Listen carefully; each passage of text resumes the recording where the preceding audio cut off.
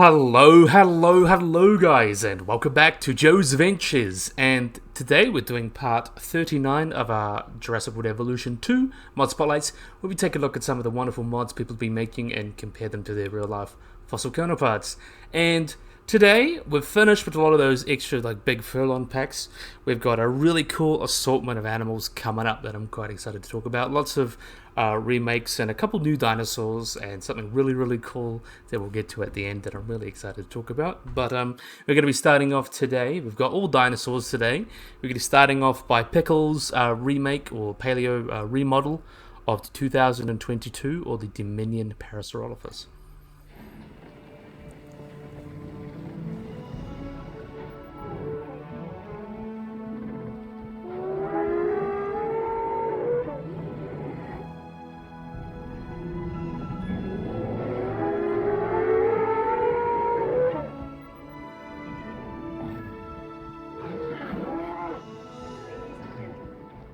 So here we are. This is our Parasaurolophus. Really cool. So we're going to have a look at some of the changes here. We're going to start off with the head.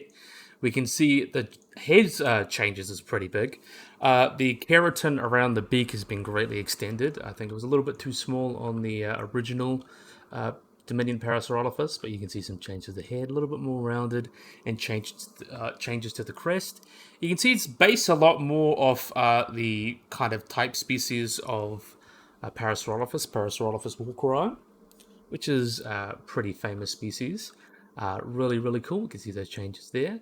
They had some people put the random keratin on it. That was kind of a thing used to be, but it's kind of the extent of it we don't really know. It could potentially just be like a keratin sheath across it, or it could be like flares. We really just don't have preserved it, but most people generally go with the more conservative look nowadays. I think people just got a little bit too excited. But anyway, we'll have a look at the wonderful body here. We can see that extension to the neck. There's actually been some research into the necks of hadrosaurs, and it was actually very similar to things like cows and other large ungulates today. They had quite big muscles and ligaments going down their neck. They're very beefy necks, so they would help when they're browsing or grazing, so it keeps that head stable. So it's really interesting as well, and you can see it kind of attaches over here. A really thick neck. And we can see really cool some changes to the feet with the description of this really cool mummified foot from an Edmontosaurus in 2019 or so. We got to see that there was hadrosaurs and some of those kind of animals. They had kind of a hoof going on, so they had, instead of that fleshy mitten, they had two big nails on there with a third as well, so it kind of looked like they had a pseudo hoof, which is really interesting. Shows a lot of convergence as well, which is quite cool. A really big fan of that. You can see that bigger body. They got that big bulky body to fit with that big bulky neck, and then you can see that tail. You can see those neural spines a little bit have been extended and then kind of tapered down a little bit till the end of the tail. Could probably make it a little longer, but I still think that's quite nice. And then you can see that big rounded body. Overall, it looks much nicer, I think, in comparison to the original Dominion Parasaurolophus. The only one thing I'd say that's really wrong, other than maybe the tail being a little short, is it's walking like a kangaroo, which is most likely would not be the thing. It's got the back limbs and it's got its forelimbs up. That's kind of like the 1997 Parasaurolophus. That was kind of almost like walking like a kangaroo and running around on its back legs. In real life, it's most likely these guys would have been four-legged or walking around on all fours. Maybe potentially ran on two legs or reared up, but most likely walking around on four, since it's much more stable for these guys. But very cool. I do love these guys. It really did come out well. Pickle always does a wonderful job, so we'll let them walk off and do their thing. Get out of the way. Next up, we have got another. We're going a little bit back further down the tree. We have got Iguanodon, a really cool Iguanodon here.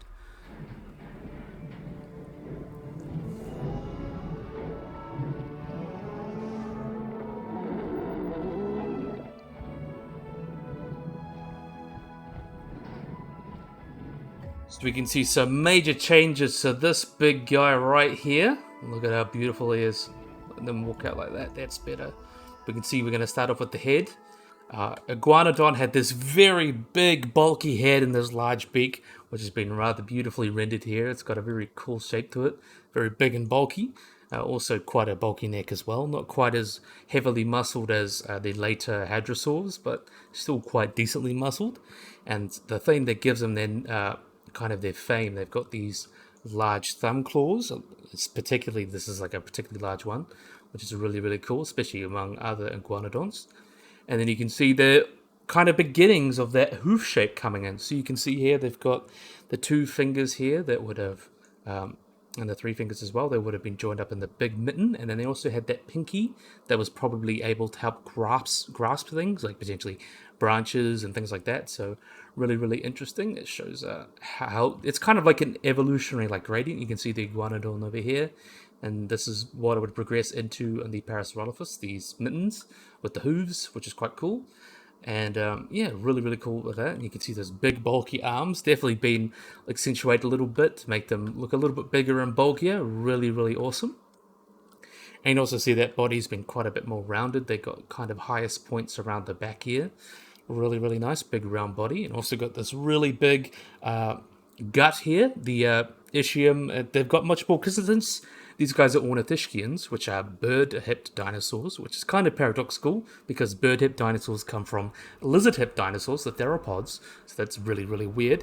But they have their pubis kind of pointing back up around here, so that would allow them to have much more space in their guts for food and just more space to allow it to ferment. And then they also have this big long tail coming up. You can see that tallest points there. And then it also kind of tapered down quite quickly and made it look like that. So that's pretty much spot on for the anatomy of a Iguanodon. The original Frontier one was actually still pretty good. I think it was one of the best models to come out of the first game, definitely. But you can see how beautiful this guy looks. I'm definitely a big fan. I love Iguanodon. This is by NetRaptor. NetRaptor really did a wonderful job, kind of remodeling it and making it fit even better, and even changing the feet to better fit what we know of Iguanodon. So yeah, really, really awesome. Definitely a big fan. So let them walk off and do their thing.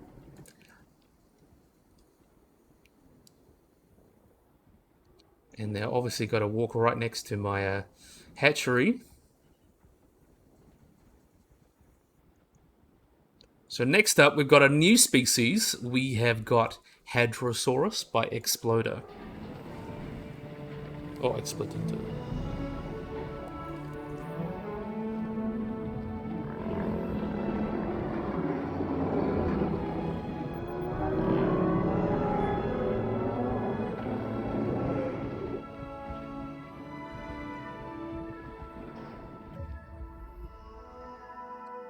So this, we'll have a look at this one over here since it's looking quite pretty. This is Hadrosaurus. So Hadrosaurus, which means bulky lizard, these guys were a genus of hadrosaurid ornithopod dinosaur that lived in North America during the late Cretaceous period. So about 80 to 78 million years ago in the Woodbury Formation. And the holotype specimen was actually found in marine sediments, as the corpse was probably transported by a river out to sea. And what's really cool is that this guy's got a lot of history, and Hadrosaurus falki was the only species found in its genus and is known from a single specimen consisting of much of the skeleton and a lot of the skull. And the specimen was collected in 1858 from Woodbury Formation in New Jersey and was the first dinosaur species known from isolated teeth to be found in North America. So this is, even though it's kind of a basic, underrated dinosaur, it's very, very important for the history of dinosaurs. As I mentioned, this was the first dinosaur known from more than isolated teeth in North America, which is pretty interesting. And as I mentioned, using radiometric dating of bivalve shells, the fossils have been found to be dated about 80 to 78 million years ago. In 1858, this was the only known specimen from a full-ever dinosaur skeleton to be mounted in 1991, and it also became the official state dinosaur of New Jersey, which is quite interesting, and it shows a lot about its history. And in terms of the animal itself, it was quite a decent-sized animal, like mid-sized hadrosaur.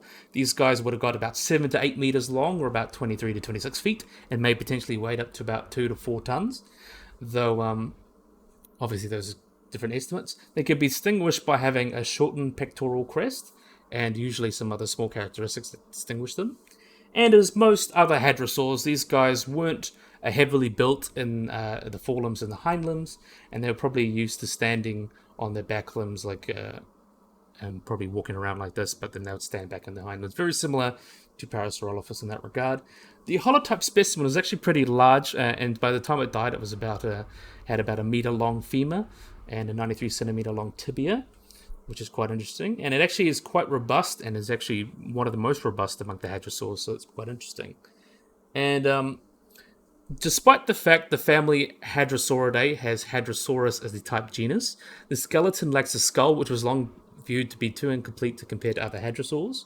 And that actually leads most scientists to consider Hadrosaurus kind of novum dubium, but a re-evaluation in 2011 noted several distinct characteristics in the skeleton that it could allow the genus Hadrosaurus and species Hadrosaurus volkeri to be a valid taxa. And traditionally, these guys would serve at the basis of the family Hadrosauridae, and it seems to be a large group of crested hadrosaurs that includes like lambeosaurines and things like that. In 2008, actually found to be more primitive than these guys, and not particularly close to hadrosaurines such as Iguanodon or Ceratops. So they are a little bit earlier in the tree. They're in their own little group. They're before the split between the Sauropophorines, which is things like Maiasaura, Edmontosaurus, Shatungosaurus, and then you have the lambeosaurines that include things such as Tusantosaurus, Lambeosaurus, and Parasaurolophus. So they're a little bit earlier in the split. They're about hadrosaurines, or Hadrosaurinae is their kind of their group, which is quite interesting. I still think they're quite cool animals. Definitely a big fan. We'll have a look at you while you're standing there. Or let's have a look. Now you look better. Look at you. You're pretty. And what's really interesting in paleobiology, in 2003, there were people looking at tumors in this guy, and they actually found evidence of tumors and hemoglobins and metagenetic cancer and osteoblastoma in specimens of Hadrosaurus by analyzing their bones. And other hadrosaurs such as Brachiosaurus, Edmontosaurus, and Giganotosaurus also tested positive for these things. So it seems that these guys are actually quite interestingly have been found with a lot of pathologies or injuries on them. And these tumors really only found in caudal vertebrae, so it's the vertebrae of the tail, and may have been caused by genetic inheritance or environmental factors. And in terms of the paleoecology of this guy, as I mentioned, these guys were found in marine sediments that suggest that the river kind of washed them out into the sea. And the remains persist in the Woodbury Formation, which is through radiometric dating, is found to be about 80.5 to 78.5 million years ago. So lived in kind of the early late Cretaceous, you could say. About 20 million years, obviously, or 30 million years before their extinction. But it was obviously quite early in that group of the hadrosaurs, so quite an early hadrosaur, and really, really cool. That's a really cool animal. I love Hadrosaurus. Very interesting animals. So we're going to let them walk off and do their thing. The Hadrosaurus was done by Explodentor, I believe you say that. I'll definitely, obviously, credit everyone in the description, of course, because they are rather cool mods. We want to make sure everyone gets their credits for making these wonderful mods. Let them walk away and do their thing. Next up, we're moving on from the Hadrosaurs and Iguanodontians, moving into the Ceratopsians. So we're going to be starting off. Another one by Pickle, a paleoedit of the Sinoceratops.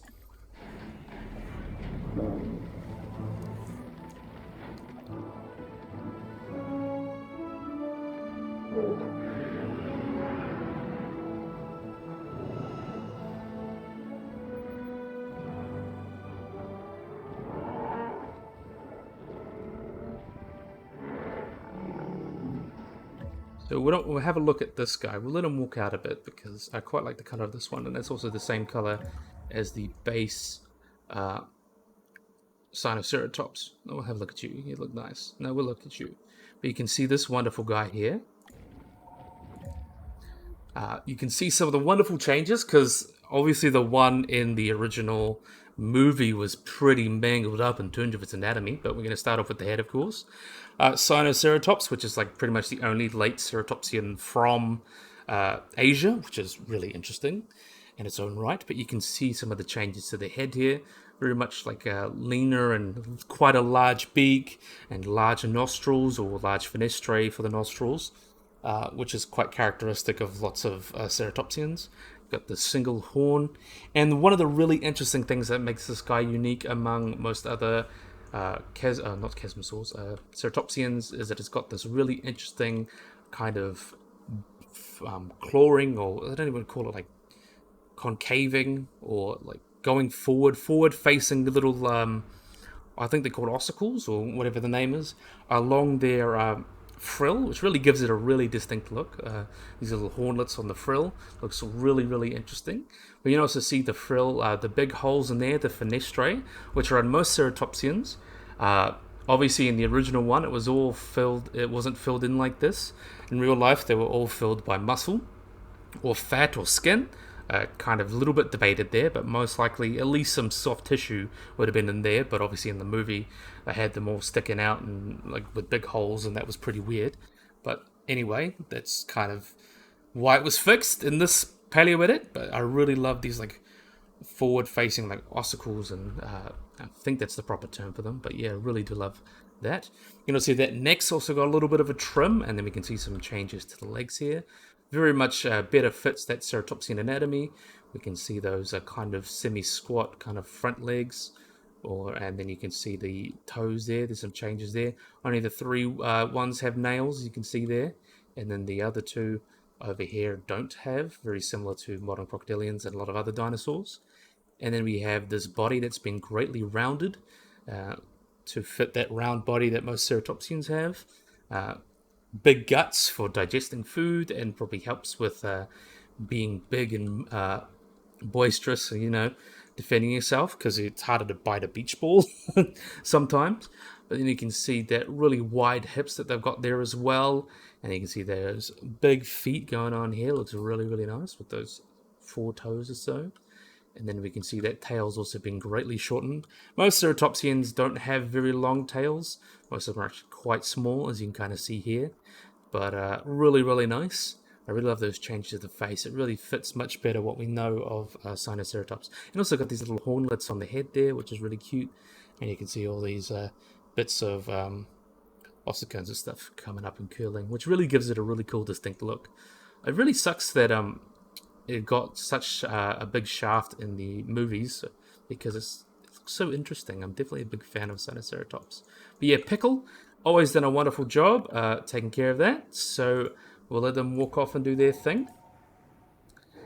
And next up, we have got Dicerba coming back again, adding a new species, the only one now missing from the movies. We have got Microceratus.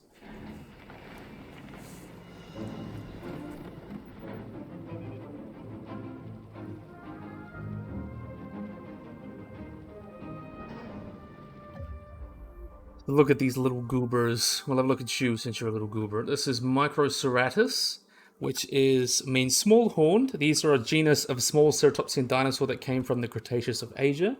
And unlike these guys, they walked on 2 legs and had short front arms, but they also had that characteristic frill and beak of a ceratopsian. And they weren't very big. They were about 60 centimeters, or about 2 feet long, and one of the first ceratopsians, along with things like Stegosaurus in Mongolia. So the type species Microceratops globidens was first described in 1953, and then a second species was Microceratops silicodens, but was actually now named Asiaceratops.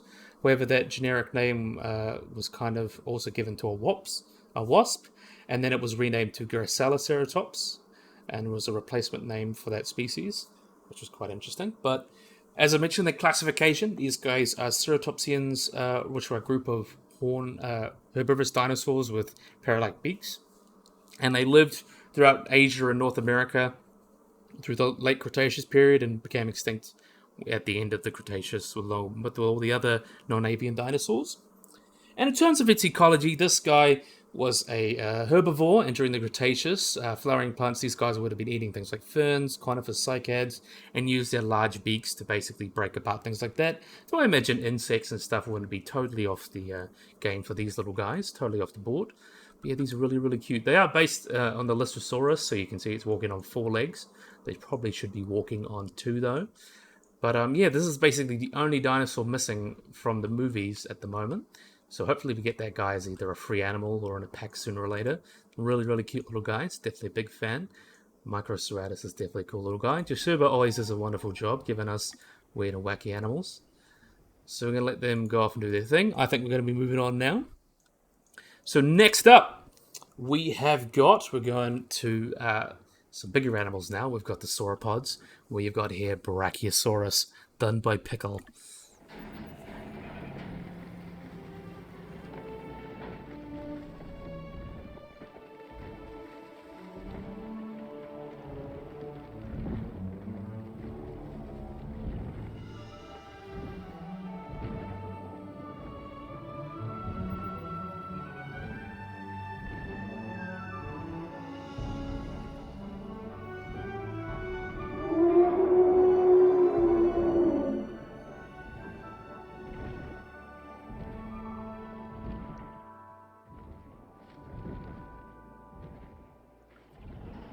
So here we have our big Brachiosaurus, one of my favorite animals of all time. I love Brachiosaurus. I love all dinosaurs, but Brachiosaurus is always going to have a special place in my heart.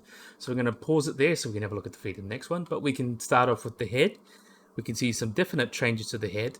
The issue with the Brachiosaurus from the original movies and basically Jurassic World as well is that it was originally based on an African species of Brachiosaurus, Brachiosaurus branchi, which is now considered to be its own genus called Giraffatitan, which is quite similar. They are closely related. They are considered different genera, but they do look quite different. So this is made to better fit what we know of the North American Brachiosaurus, Brachiosaurus antithorax.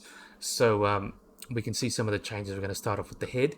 We can see it's got not quite a pronounced crest as Giraffatitan, but it's got a much longer muzzle, and they've also got a much wider head. Very big, wide, and bulky. It really gives them a nice difference. One thing I would like to change, though, is the nostrils. A lot of the old reconstructions of sauropods had their nostrils kind of at the near their eyes, but actually the nostrils should be probably about down here. But other than that, I think it's perfect. I love the shape of the skull, the big lips. It really does look wonderful. And you can also see that neck's also got a bit of love, a little bit fatter and thicker. There would have been lots of large ligaments and stuff holding that up, especially being so big and heavy. That's why they had also smaller heads and very light heads as well, with light vertebrae with large air sacs to help make those necks lighter.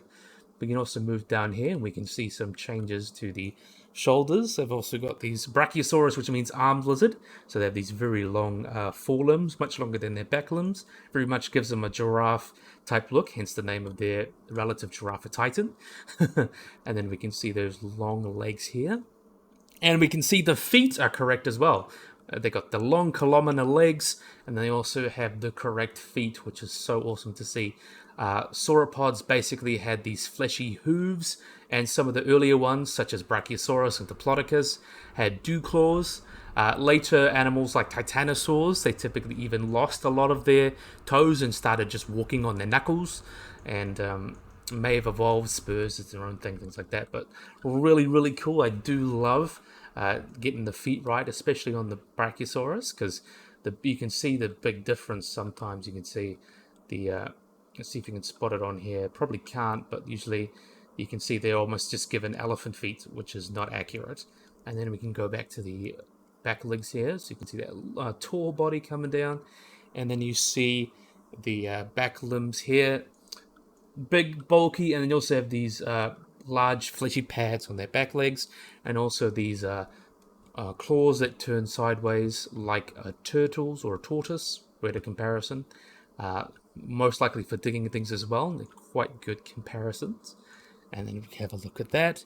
See that also that tail's also been made a little bit longer. You can kind of see there. I think it fits really, really well. One of the main differences is Brachiosaurus itself is a little bit thicker with a little bit of a longer tail, and Giraffatitan's a little more gracile, a little bit more taller, or not taller so per se, but like more like skinny.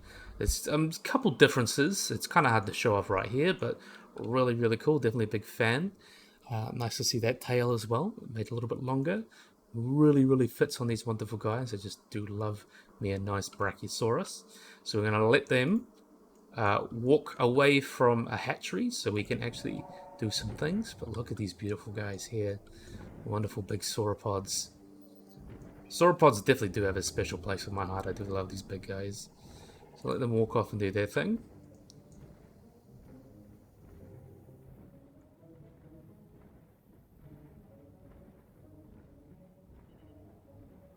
You gonna do that little social? No, they don't look like they are. They're walking off and doing those things. Okay. I think they're now far enough so that we can have a look at the next animal. Next up, by Waffalo, we have got the second version of his Antoli Raptor, which is really, really cool.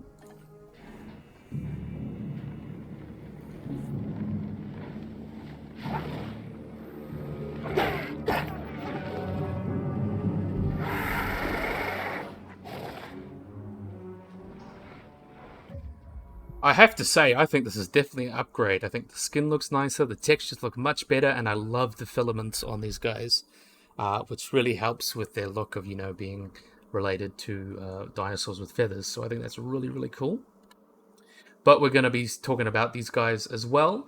The are Megaraptoran theropods, so related to things such as Megaraptor, Australoveneta, Mappy, and things like that. And Maip, I've even said that actually.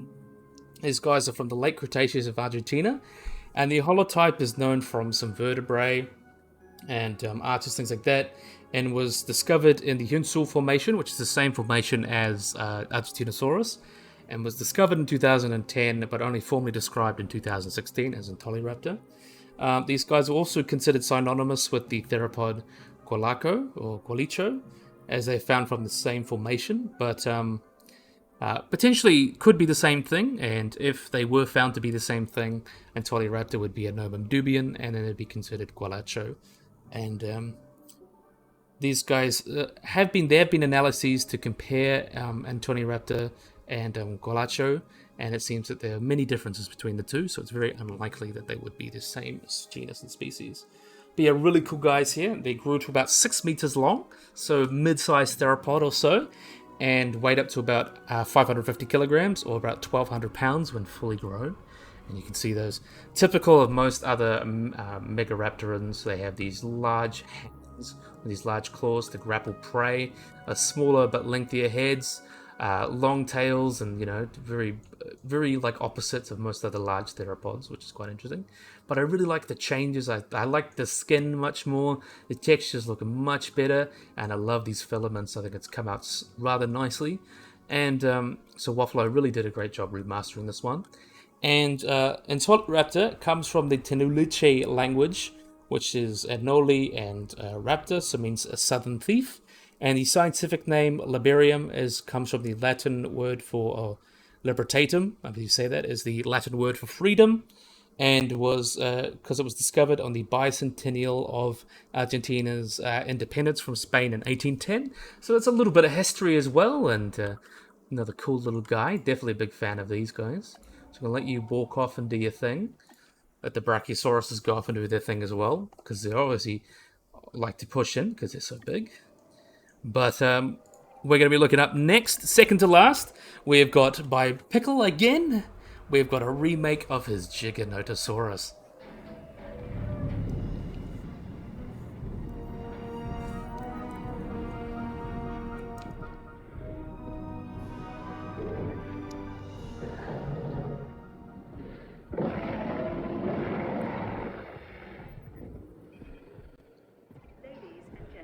So here we got the big bad guy. Definitely a big fan of these guys here. So let's have a look at you. Oh, not quite in the right light. We'll have a look at you anyway. We can see some of the changes. Definitely to the head, they're probably the most noticeable. Most reconstructions now of kind of Giganotosaurus use that 1990s like extra long skull. But these guys, from what we know, they much likely had this much shorter skull. But it looks so much nicer, and you can see those big crests as well. I really like the little added touch of the spikes down here. Really nice tall skull with these large crests. Probably not quite as good binocular vision as Tyrannosaurs, but still were able to see quite well with these teeth that were much less adapted for crushing like Tyrannosaurs, and much better at slicing through meat, so they could potentially be flesh grazing on these large sauropods and things like that lived with, like Argentinosaurus and Andeosaurus, things like that. And we see those S-shaped neck, kind of that very big bulky neck that they've got. Those smaller arms. One thing I really hope, I don't think I've had a chance to check, but I think it'd be really cool if a close relative of this guy, Megaraxes, which was recently discovered, or Meraxes, had a large dew claw, very similar to raptors, but I would say more similar in terms of its ecology than the red-legged Sarima, which has these kind of large grappling claws that they use to pin down prey and basically help to like. It's basically like having a fork that you can, or a knife that you can just put in it and then rip, which was be very helpful for animals like Giganotosaurus, but could have been also used to do some serious kicking damage as well. So yeah, that would have been a cool thing that potentially Giganotosaurus could have, like its close relative. And then we also have this quite boxy body. These guys have quite a tall boxy body. Really, really interesting. These large legs, of course, and these big feet. A little bit smaller than I think originally, or a little bit longer. Really, really cool. And then you can see that longer tail that often the dinosaurs in Jurassic Park tails are much too short, as I keep mentioning. And these guys would put them at a length of about 12 or 13 meters or so. Quite big animals. Definitely a big fan. Love this Giganotosaurus. You can tell Pickle really did a wonderful job remastering his work. Really, really great. Big fan. So we're going to let them go off and do their thing, and then we're going to reveal our next animal, which is really, really cool. We've got here Tarbosaurus bata. So this guy is done by Wheat, Pokemon Fan 2750, and Game Videos for Life. And this is probably one of my most favorite mods. We're going to have a look at it. I'm really excited to get stuck into this one.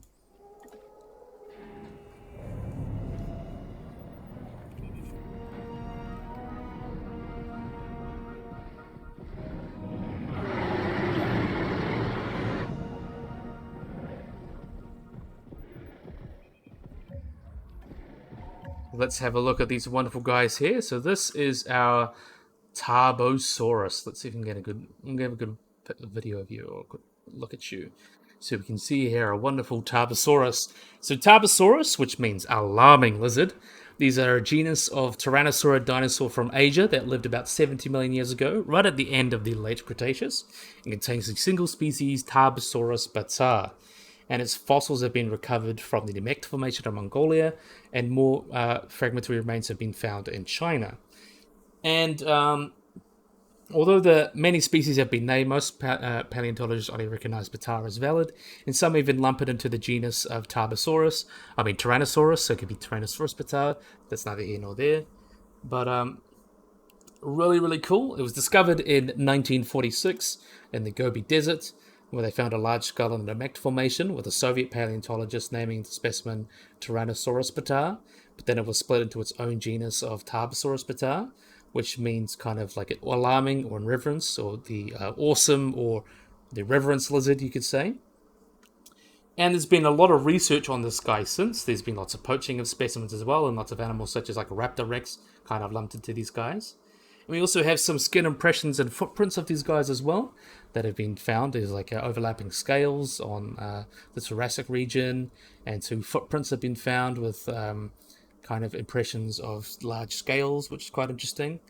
And there was also potentially evidence of a throat pouch, like a frigate bird's, but it seems like these guys may have not actually had that, but it could have just been lots of loose skin around their neck. It's really interesting. I think that's quite cool. And in terms of just being interesting animal as well, Tarbosaurus was slightly smaller than Tyrannosaurus, a little bit different ecology as we get into. Tarbosaurus was actually still one of the largest Tyrannosaurids, or Tyrannosaurs. The type specimen is about 10 meters long, or about 33 feet, 3 meters tall, or about 10 feet at the hip, and weighed about 4 to 5 metric tons. And the largest known Tarbosaurus is the largest Tarbosaurus skull is about 1.3 meters, or about 4'3", and that is larger than any other known Tyrannosaurid other than Tyrannosaurus itself. So it's kind of the runner-up, the second biggest, you know? And its skull is that it's very interesting. It's very similar to that of Tyrannosaurus, but it's shaped a little bit differently, and that gives us a little bit of a look into its ecology, because Tarbosaurus actually had it's kind of more similar teeth, or more similar head to Gorgosaurus and things like that. And they also lacked the binocular vision that Tyrannosaurus had. They were much more similar in their kind of skull shape, as you can kind of see here. to things like larger Giganotosaurs, like Giganotosaurus, which is a great example. And that is believed to be because they were hunting very similar things. They were hunting large hadrosaurs and sauropods, while things like Tyrannosaurus was hunting larger ceratopsians and ankylosaurs, which are very, very bony and need to be crushed. So that's why they developed those extra big jaws. While Tarbosaurus, while still having a pretty strong bite and potentially still much stronger than much of the Carcharodontosaurids, they would have been feeding more on sauropods and hadrosaurs, more fleshy things. And there was ankylosaurs in their environment that they probably would have eaten, but they are a little bit more better adapted for eating larger, fleshier things than Tyrannosaurus. And these large finessae also reduce their weight. They have slightly more teeth than Tyrannosaurus, but less than smaller Tyrannosaurids like Gorgosaurus. And they actually look a little bit more oval in cross section as well. And in terms of their postcranial skeleton, they varied little from other Tyrannosaurids. They had that head on that S-shaped neck. They had those tiny forelimbs, as you can see there. Big bodies, long tails, and large legs to be able to run and catch prey. Though these guys have most likely been better walkers. And actually, as well, the third metacarpal of Tarbosaurus is probably smaller than other Tyrannosaurids, and another Tyrannosaurus is kind of longer, and which is quite interesting. It seems that long, heavy tail would also help as a counterweight to place its center of gravity on the hips, so it doesn't keep leaning forward all the time.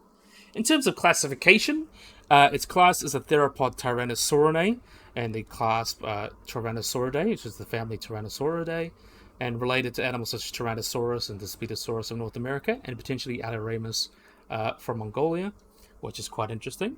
It was originally described, as I mentioned, as a species of Tyrannosaurus, and they often get lumped in. They often considered sister taxa, and some people lump them. And it's kind of whether you lump or split or things like that, which is quite interesting. And they seem to be closely related to Tyrannosaurus. In terms of autogeny, we have quite a few specimens of these guys, very similar to Tyrannosaurus. We have babies to adults, and it seems juveniles, even though they're very rare, but most specimens we have are of adults and subadults. So we have an individual that's about 2 to 3 years at the time of death, and then comparing with adult skulls, they had weaker constructed skulls, and they had thinner teeth, which indicates they probably had different food preferences from the adults. As I mentioned, kind of with Tyrannosaurus, they had different niches as they grew up. So younger Tarbosaurus would not be eating the same thing as an adult Tarbosaurus. And it shows, like, as they got bigger, they would have got bigger and bulkier and things like that. And also, examination of the juvenile Tarbosaurus actually suggests there may be crepuscular or nocturnal hunters. Though whether adult Tarbosaurus were nocturnal hunters, we don't know. That's also speculation as well. And in terms of senses, quite similar to Tyrannosaurus, they have kind of large, like, olfactory bulbs. They would have been very good smelling, very keen sense of smell, and a well-developed Jacobson's organ to detect pheromones. So they would have been very good in that regard. And they would have also had very good hearing, very similar to Tyrannosaurus as well. So these guys may have been potentially also had the lack of binocular vision compared to Tyrannosaurus, and they've been talking about like a greater amount of scavenging on sauropod carcasses, but that's kind of unlikely. However, this is contradicted by lots of evidence of Tarbosaurus preying on sauropods, hadrosaurs, and other large-bodied herbivores in its ecosystem. So these guys were big predators. In terms of its skull, it was first fully described for their first time in 2003. So these guys kind of have a little bit of a different orientation to than other tyrannosaurs. And actually, some scientists believe that the more rigid skull of Tarbosaurus, as I mentioned, was an adaptation for hunting the larger titanosaurs of the Namek Formation, which did not exist in late Cretaceous North America. But the difference is kind of the skull bones are seen in Alloramus in Mongolia, and also suggests that actually the evolution of Tarbosaurus, they may not actually be closely related to Tyrannosaurus. They may be convergently evolved to look like Tyrannosaurus, but that's obviously something that's kind of been talked about, but we really can't prove it without potentially genetics, because morphology is all we've got to go on. But yeah, really, really interesting. They would have been able to have that more rigid skull, a little bit longer skull to be able to better hunt bigger fleshy things, as I mentioned. We also know of its bite force as well. We know that they would have been eating animals such as Parasaurolophus. They had heavily damaged bite marks on skeletons as well, so these guys would have been pretty good at eating and breaking apart bones like their relative, just not as quite as good as Tyrannosaurus. And these guys probably very active hunting things. There's also been bite marks from the ornithomimid Dinosaurus, with large bite marks from a Tarbosaurus, which is the largest known predator in its formation, and shows they would have been feeding and breaking apart as well. They've also been identified on Hadrosaur and sauropod fossils. These bite marks have been found. And a 2020 study, actually looking at the stable isotopes of Tarbosaurus, shows that these guys most likely hunted these large dinosaurs in the environment, most notably Titanosaurs and Hadrosaurs. So that kind of confirms that hypothesis that they had heads a little bit more like those giant Giganotosaurids to better hunt Titanosaurs and sauropods and Titanosaurs and Hadrosaurs. I mean, but yeah, really, really cool. In terms of its paleo environment, these guys would have been living in the Namek Formation, so in southern Mongolia, to live about the early Maastrichtian, it's near the end of the Cretaceous, about 70 million years ago. And it's primarily found in that area, and this was a very rich formation. Sediment suggests that there was lots of shallow lakes and mudflats to support massive Cretaceous dinosaurs, which is quite interesting. A lot of animals that have been found with like the Pachycephalosaur prenocephalae, large hadrosaurs such as Parasaurolophus and Saurolophus, also found with sauropods such as Ornithoscalauda, I believe you say that, or Nemectosaurus, or such Titanosaurs. Adults would have been had competition from had little competition from small tyrannosaurids such as Alioramus, Troodontids like the Zanzibar, and also over raptorosaurs like Alamosaurus and the Mectogonia. And there was some other animals that lived with, particularly like Gallimimus, the gigantic Dinosaurus, Therizinosaurus, and Enceromimus, but it would have definitely had evidence, as we mentioned, the bite marks would have been potentially eating these animals. But in terms of their niches, it's believed that juvenile and subadult and then adult Tarbosaurus would be feeding on different things. Similar to how Komodo dragons, younger Komodo dragons typically live in the trees and feed on insects, but as they get bigger and bigger, they come down from the trees, hang it on the ground, and start feeding on large animals like deer and sheep and even buffalo. So that's kind of how they believe to change their life. So the little baby Tarbosaurus would be eating on small mammals, insects, small reptiles, smaller dinosaurs, anything they can get their mouths around. And then once they get to their adult sizes, they'd be feeding on things such as these giant hadrosaurs and Titanosaurs. So that's quite interesting. But before we go off, I believe Wheat really did a wonderful job, and I know Game Videos for Life and Pokemon Fan really did a wonderful job with this mod. We can see it's based off the Prehistoric Planet one, which I have to say is one of my favorite renditions of Tarbosaurus. I just love Prehistoric Planet with all my heart. It's definitely one of my favorite dinosaur documentaries, if not my favorite, because I just love the style and the CGI is just out of this world. But we can see also here we've added some feathers. So this is something that's going to be coming soon. A lot of people have been trying to add feathers to their models as well, especially Furlong, making a feathered pack. And considering the original Prehistoric Planet, Tarbosaurus did have filaments. Even the Tyrannosaurus had filaments as well. It's really nice to see them represented on the Tarbosaurus here, and I think it really gives it a nice profile. Definitely a big fan. So, yeah, really a highlight mod. Definitely really, really awesome. So, yeah, look at these wonderful guys. Definitely one of the top mods. Definitely a big fan. But, anyway, I really, really, really hope you guys have enjoyed this video. Hope you guys like and subscribe. Always remember to hit the little bell icon to get notified about anything. So, yeah, hope you guys enjoyed this video. Hope you guys like and subscribe, and bye-bye.